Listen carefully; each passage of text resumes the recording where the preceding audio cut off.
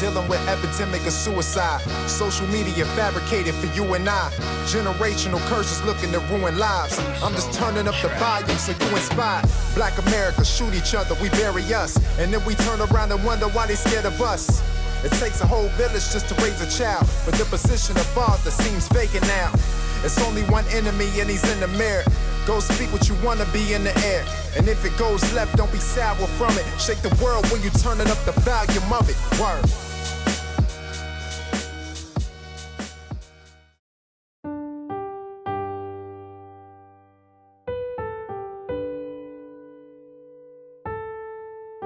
In every presentation, workshop, or seminar, it's important to me that I create a very trusting, almost family-like environment.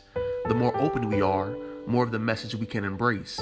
So it's always fun to see audience reactions when they see early childhood pictures of me. What I didn't know is that 5 days after this particular presentation, my family dynamics would change forever.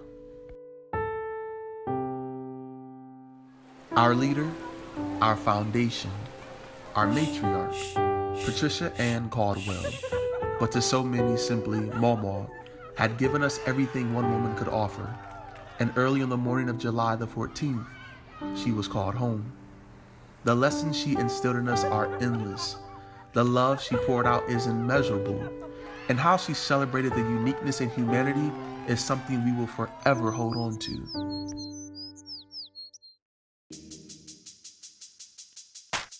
You see, Maw Maw knew that beauty could be found in the differences of all of our villages.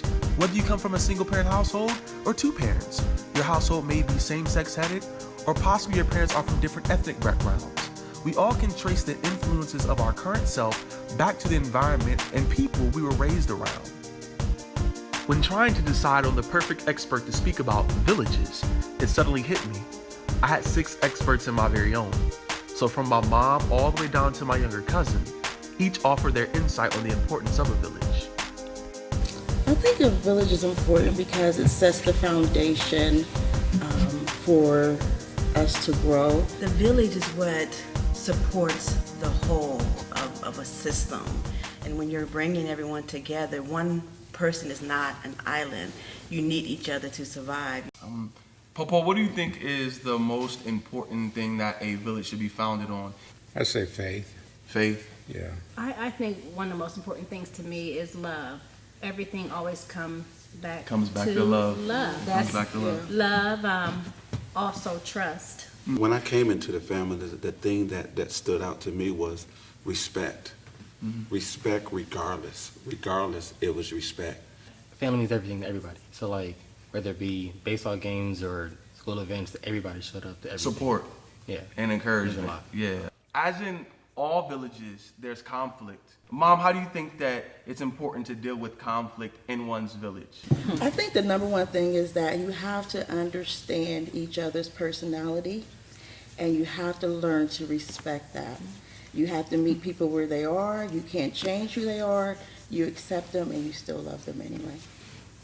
I know that oftentimes when there's conflict, that prayer, faith, prayer, spirituality, what's the importance of prayer in a family dynamic? Well, it puts everybody in a position to look to the higher in order to gain strength and do what you know you're supposed to do.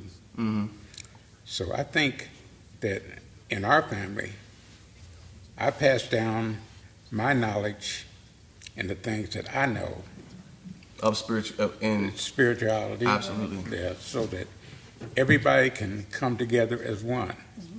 Family tradition. Tradition is important. Trey, in our family, what would you say is a tradition that we have or something that you look forward to? I would say our Christmas Eve party. I knew, look, everybody's gonna say our Christmas Eve party. Our Christmas Eve. We'll go around a bit and just speak, if you would, very, very briefly on your favorite experience or memory. My aunt's over here like, oh, I've been waiting. Right. Your favorite experience or memory when it comes to myself. You had to be about, 2 years old. It could have been 10 a.m., 10 p.m., 1 o'clock, 2 o'clock. We'd be like, Destin, what time is it? You had no watch on. 8:30. 8:30 all the time. Like, and that was just the cutest thing. I think King art complex was one highlight that stood out to me. My biggest one is probably when we took you to Hampton to college. Proud. There was a moment Okay. that I'll never forget. I was a young mother. I had you at 17, and I was so scared. I didn't know what to do. I had no blueprint. I had nothing to follow. It was just you and I. And I remember you looking up in my eyes. I was feeding you a bottle, and you were looking up to me as if to say, Mom, it's just us, and whatever you fill me up with, that's what I'm going to be. It was at that moment I felt us connecting and me speaking life into you at that time that I was going to try to be the best mom I could be for you. I have the two greatest aunts. She's in fact been the greatest mother, the greatest grandfather, the greatest uncle, and the greatest little cousin. And now my village, my family, has the greatest guardian angel watching over us. And it all started with one seed, and it's our mother. Yeah. Our mother planted a seed in us, and it has grown and has extended out. She has left a legacy, a guide, a blueprint, and it's not hard to follow. It's so free-flowing, and it's not something pretentious or fake. It's just from one seed. It's this love fest. And from my family to yours, I offer all the love that my grandmother gave to us. Take it away, Maw Maw. Jesus lives in me, oh yes.